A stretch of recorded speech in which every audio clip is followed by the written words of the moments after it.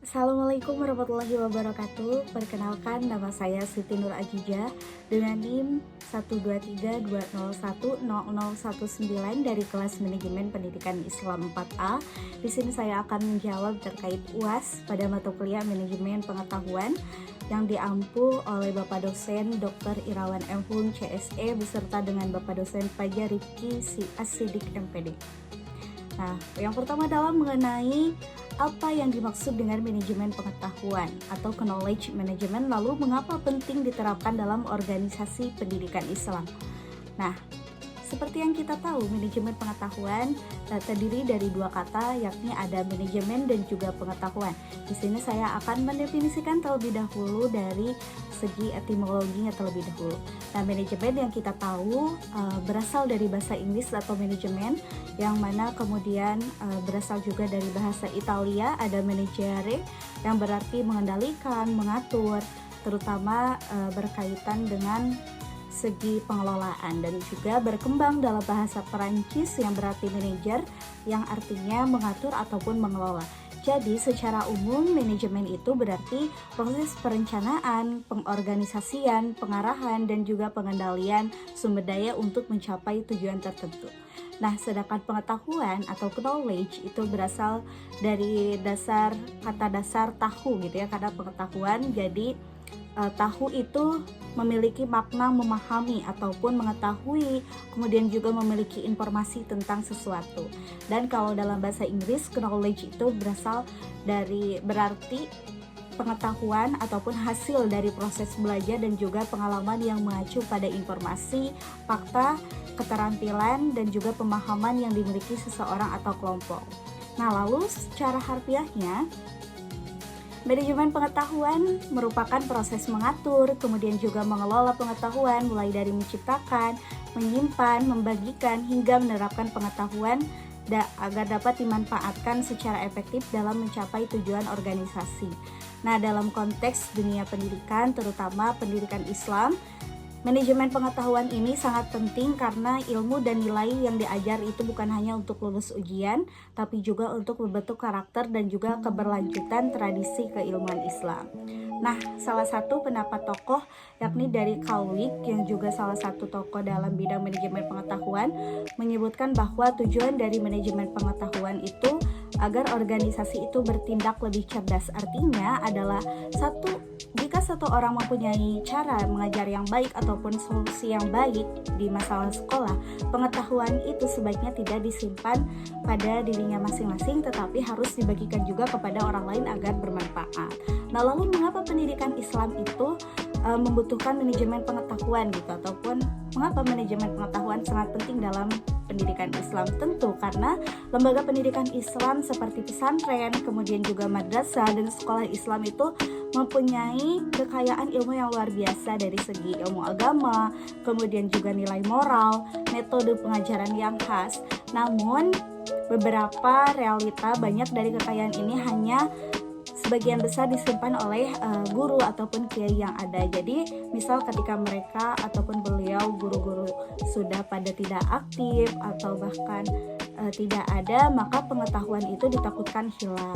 Maka manajemen pengetahuan itu penting agar bisa mewariskan keilmuan Islam dan juga biar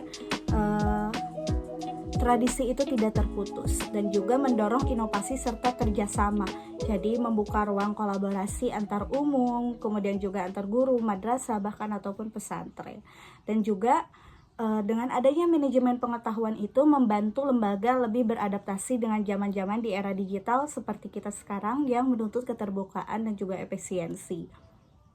Namun dalam realitanya, manajemen pengetahuan diterapkan di lembaga pendidikan Islam itu bukan hal yang mudah, pasti akan berdampingan dengan hambatan-hambatan yang ada. Nah, apa saja hambatannya? Yang pertama yaitu budaya menyimpan sendiri. Artinya banyak guru ataupun pengurus yang belum terbiasa berbagi. Ada rasa khawatir bahkan jika semua orang tahu, mereka bisa jadi tidak dibutuhkan lagi. Jadi cenderung lebih menyimpan informasinya secara pribadi. Jadi yang kedua adalah keterbatasan teknologi dan sumber daya. Banyak sekali tidak semua lembaga pendidikan Islam itu mempunyai komputer ataupun teknologi-teknologi yang canggih seperti sekarang. Dan itu menjadi salah satu hambatan dalam penerapan manajemen pengetahuan di lembaga pendidikan. Bahkan kadang dari segi SDM ataupun sumber daya manusianya masih kurang efektif untuk mengelola, pun belum siap dalam menghadapi teknologi yang ada. Dan juga ada takut akan perubahan dan juga padatnya rutinitas. Jadi penerapan knowledge management itu sering dianggap sebagai pekerjaan tambahan yang rumit. Artinya padahal biasa saja knowledge management itu bisa dimulai dari hal-hal sederhana, misalkan seperti menulis pengalaman, kemudian juga berdiskusi dan menyimpan arsip kegiatan. Jadi manajemen itu bukan sesuatu hal yang rumit gitu ya. Bahkan di lembaga pendidikan Islam bisa menjadi langkah-langkah kecil, misalkan dalam mendokumentasikan praktik atau juga membangun kebiasaan berbagi pengalaman pengetahuan antar guru dan sebagainya. Jadi jika manajemen pengetahuan dijalankan dengan cara yang sesuai dan juga dengan karakter Islam yang tidak memaksa tetapi bertahap dan juga kontekstual, maka ia bisa menjadi jembatan warisan ilmu masa lalu dan juga tuntutan dunia pendidikan di masa depan. Jadi manajemen pengetahuan ini merupakan landasan penting gitu ya, apalagi di lembaga pendidikan Islam. Nah, selanjutnya, apa perbedaan antara tacit knowledge dan juga explicit knowledge? Lalu saya akan memberikan contoh di dunia nyatanya. Nah, menurut salah satu bapak manajemen pengetahuan yang saya kenal, yaitu Ikujiro Nonaka dan juga Hirotaka Takeuchi, yang mana membagi jenis pengetahuan itu menjadi dua. Yang pertama ada tacit knowledge dan juga ada explicit knowledge. Nah, apa sih tacit knowledge? Jadi tacit knowledge itu adalah pengetahuan yang ada dalam pikiran dan juga pengalaman seseorang atau yang ada dalam hati, misalkan seperti keahlian ataupun institusi dan juga kebiasaan yang sulit dijelaskan dengan kata-kata ataupun tulisan. Jadi pengetahuan ini diperoleh melalui pengalaman ataupun bersifat pribadi. Jadi sulit gitu untuk dipindahkan secara formal. Nah, contohnya misal di pesantren ataupun di organisasi keislaman, misal seorang kiai ataupun santri yang mempunyai metode pengajaran yang khas secara khusus gitu untuk mengajarkan kepada murid-murid, dan itu misalkan melalui dari gaya bahasa tubuh, kemudian juga pendekatan spiritual, atau misalkan pengalaman-pengalaman lain yang tidak mudah untuk dituliskan. Jadi itu merupakan salah satu contoh dari tacit knowledge. Nah, kemudian ada juga explicit knowledge. Nah, kalau tadi berdasarkan pengalaman dan juga bersifat pribadi, explicit knowledge ini kebalikannya. Jadi pengetahuan yang sudah terdokumentasi, kemudian juga sudah tertulis dan mudah diajarkan ataupun dibagikan kepada orang lain ya, karena contohnya itu bisa berupa buku ataupun modul, catatan atau bahkan dokumen resmi. Contohnya kalau misalkan di pesantren ataupun lembaga-lembaga pendidikan Islam seperti kitab-kitab pelajaran agama, kitab kuning, modul pengajaran, atau jadwal-jadwal terkait pengajian dan sebagainya. Nah, kalau dari segi dokumentasi organisasinya misalkan dari program kerja, kemudian juga ada laporan keuangan yang tersimpan rapi dan pastinya bisa diakses oleh anggota. Nah, kemudian juga ada perbedaan terkait antara tacit dan juga explicit knowledge.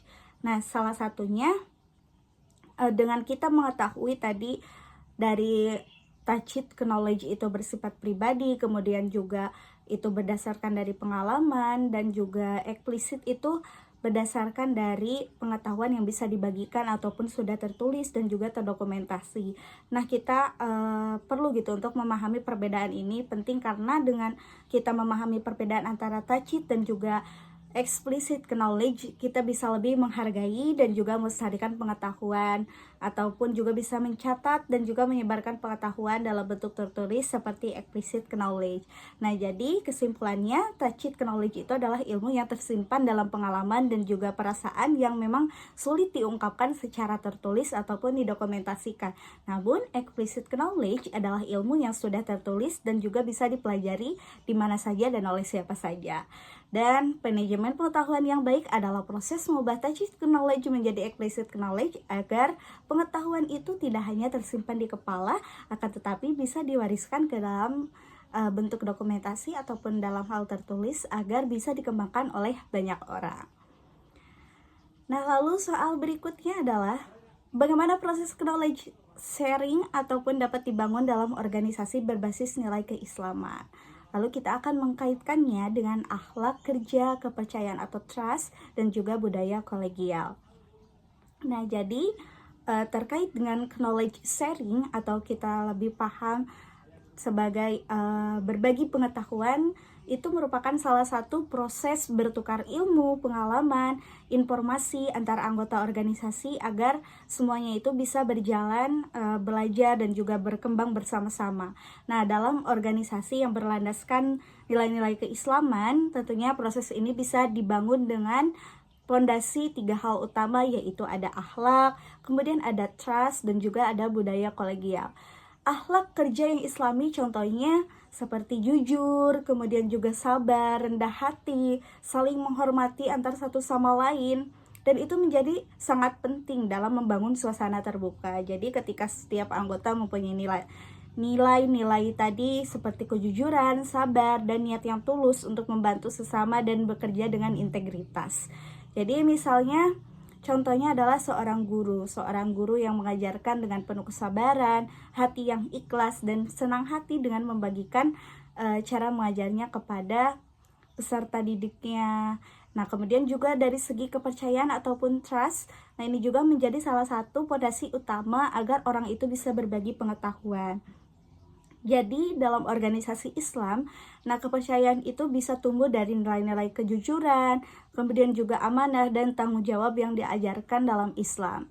Jadi kalau misalkan ada anggota merasa ilmu dan pengalamannya tidak dihargai, maka mereka akan lebih terbuka dan untuk bersemangat lagi.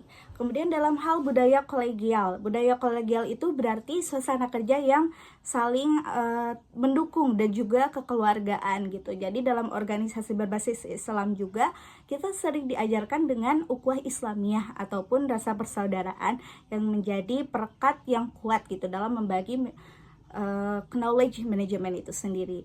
Nah, contohnya di pesantren. Misal di setiap minggu diadakan forum rutin antar guru dan juga pengasuh untuk berbagi pengalaman mengajar, kemudian juga metode pembelajaran dan solusi atas masalah santri. Nah, kemudian juga acara ini misal dijalankan dengan penuh rasa kekeluargaan, penuh rasa hormat, kemudian juga dan niat untuk membantu sesama. Jadi dengan demikian ilmu dan juga pengalaman itu bisa tersebar dan juga diperbaiki bersama.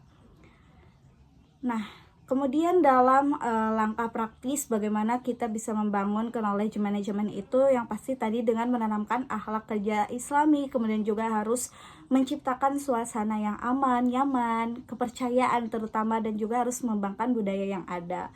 Lalu fasilitasnya pun harus juga memadai, misal bisa menggunakan buku ataupun grup WhatsApp atau forum-forum diskusi online ataupun offline yang secara sederhana untuk bisa membagikan pengetahuan itu sendiri. Nah, lalu kita ke soal keempat mengenai sebutkan dan jelaskan tahapan dalam siklus manajemen pengetahuan. Mana tahapan yang menurut saya paling penting dan mengapa?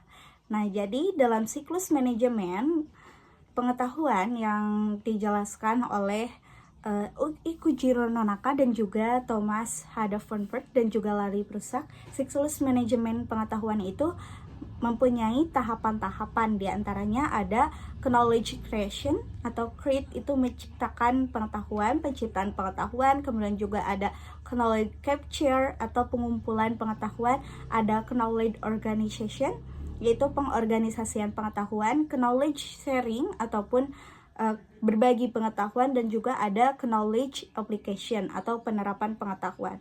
Nah, yang pertama itu ada knowledge create. Jadi tahap ini tuh tahap yang mana proses menghasilkan pengetahuan baru, baik dari pengalaman ataupun riset atau dari inovasi. Nah, kalau misalkan knowledge capture, pengumpulan pengetahuan itu jadi menangkap segala sesuatu pengetahuan yang ada, terutama misal dari segi tacit knowledge yang sulit didokumentasikan melalui wawancara ataupun observasi dan sebagainya. Kalau misalkan knowledge organization, atau pengorganisasian pengetahuan itu jadi mengelola informasi yang tadi sudah diciptakan, sudah dikumpulkan. Lalu tahapan selanjutnya adalah melakukan pengelolaan agar pengetahuan itu bisa dicari dan juga digunakan.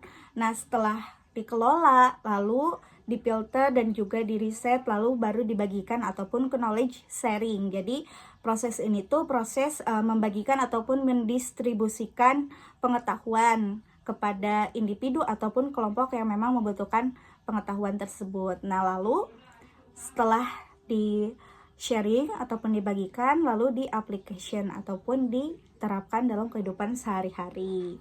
Nah, kalau menurut saya tahapan yang paling penting itu adalah tahapan knowledge sharing. Mengapa demikian? Karena menurut saya itu pengetahuan yang sudah diciptakan, kemudian juga sudah dikelola dan dikumpulkan akan sia-sia kalau misalkan tidak dibagikan. Jadi bukan hanya untuk dikonsumsi secara pribadi gitu. Jadi pengetahuan itu harus bisa disebarkan agar bisa bermanfaat bagi banyak orang, khususnya bagi orang-orang yang membutuhkan. Namun memang terkadang banyak pengetahuan yang ada beberapa pengetahuan yang memang tidak bisa disebarkan kepada sembarang orang. Namun menurut saya tahapan yang paling penting itu bagian di tahapan knowledge sharing. Namun semua proses tahapan itu juga merupakan tahapan-tahapan penting gitu, apalagi dalam mengaplikasikan dari pengetahuan itu sendiri.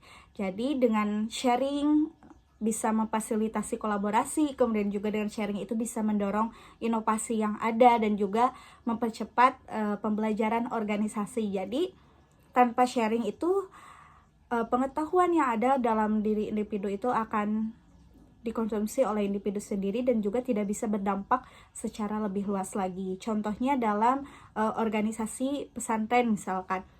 Jadi seorang guru itu bisa memberikan ilmunya kepada murid-muridnya, lalu juga bisa menuliskan pembelajaran yang ada melalui modul ataupun dokumen-dokumen pembelajaran lainnya yang kemudian diberikan kepada peserta didiknya. Lalu modulnya dan juga pembelajaran ataupun video pembelajarannya dikumpulkan, setelah itu dibagikan dan diterapkan melalui metode pengajaran sehari-hari. Nah, kemudian kita ke soal yang terakhir mengenai apa peran teknologi informasi dalam mendukung sistem manajemen pengetahuan. Nah, bagaimana potensi dan juga tantangan penggunaan teknologi di lembaga pendidikan saat ini, khususnya pasti teknologi informasi ataupun IT ya, teknologi informasi memang merupakan peran yang sangat penting, apalagi di zaman sekarang yang serba digital, pasti kita juga memerlukan teknologi informasi. Nah, dalam mengelola pengetahuan, baik itu di lembaga keagamaan ataupun di lembaga pendidikan lainnya. Jadi, teknologi informasi ini juga membantu dalam hal menyimpan, kemudian juga mengatur, dan menyebarkan informasi dengan cepat dan juga tepat. Jadi, dengan adanya bantuan teknologi, pengetahuan yang dulunya hanya bisa tersimpan secara manual atau hanya melalui kertas saja, kini bisa diakses oleh banyak orang gitu, ataupun tidak terbatas baik itu kapan saja dan di mana saja.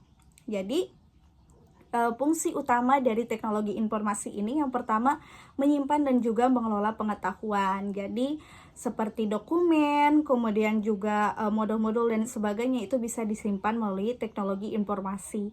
Dan juga dengan adanya teknologi informasi ini memudahkan berbagi dan juga berkolaborasi, misalkan melalui grup chat atau melalui video Zoom meeting, conference, dan sebagainya. Dan juga dengan adanya teknologi informasi pastinya memudahkan dalam mengambilkan keputusan. Jadi dengan akses informasi yang mudah dan juga cepat, bisa membuat keputusan lebih cepat dan juga lebih akurat.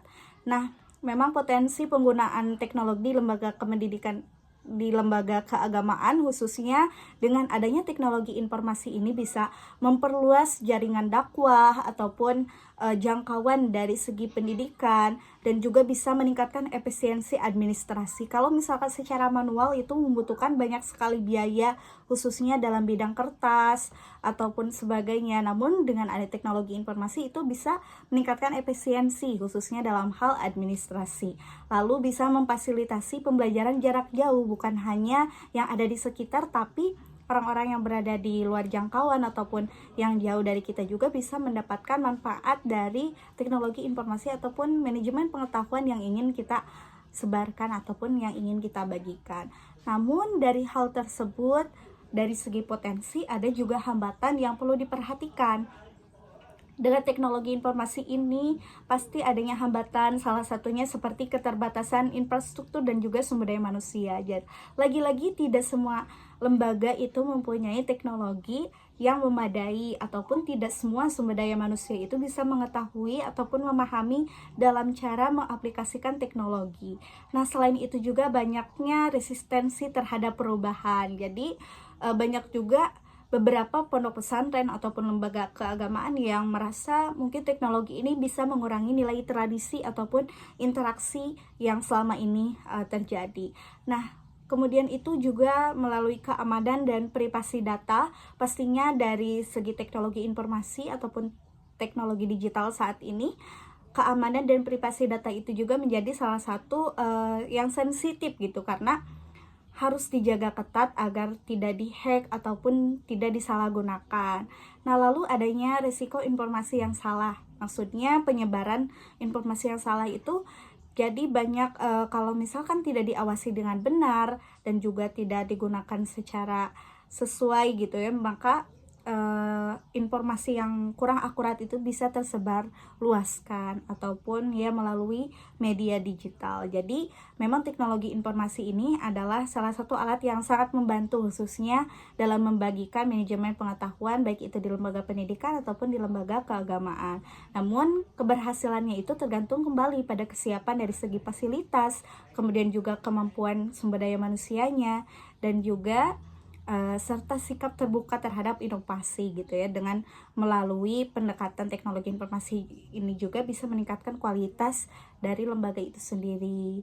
Nah, itu tadi jawaban dari saya. Mohon maaf apabila terdapat kesalahan kata baik dalam penyampaian, mohon dimaafkan. Semoga bisa bermanfaat. Terima kasih. Wabillahi taufiq wal hidayah. Wassalamualaikum warahmatullahi wabarakatuh.